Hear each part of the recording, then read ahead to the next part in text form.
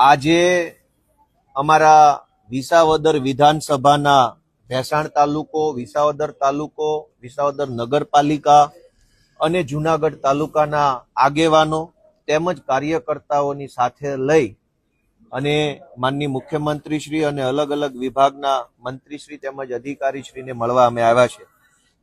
ફેબ્રુઆરી મહિનામાં ગુજરાતની સરકારનું બજેટ આવવાનું છે અને આ બજેટની અંદર અમારા વિસાવદર વિધાનસભા વિસ્તારના કેટલાક મહત્વના પ્રશ્નોનો સમાવેશ થાય એવી રજૂઆત અને વિનંતી કરવા માટે આજે આવ્યા હતા.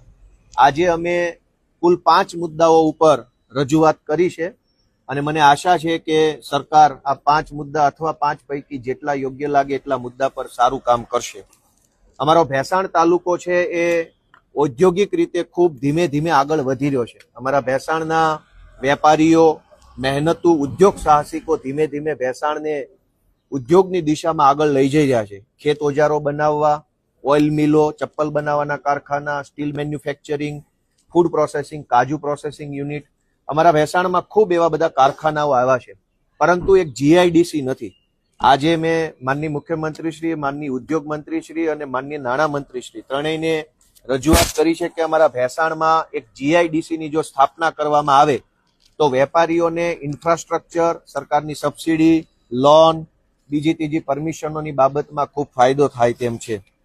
આ સિવાય અમારો વિસાવદર તાલુકો ખૂબ મોટો છે.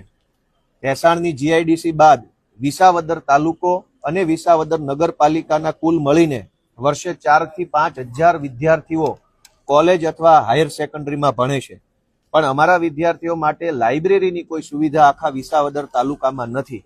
એટલે આજે મેં સરકારને વિનંતી કરી છે કે જે બજેટ આવે છે એમાં અમારા વિસાવદર માટે એક સારી આલિશાન લાઇબ્રેરીની જો મંજૂરી આપવામાં આવે તો અમારા વિસાવદરના વિદ્યાર્થીઓને આગળ વધવામાં ખૂબ મદદરૂપ બની શકે તેમ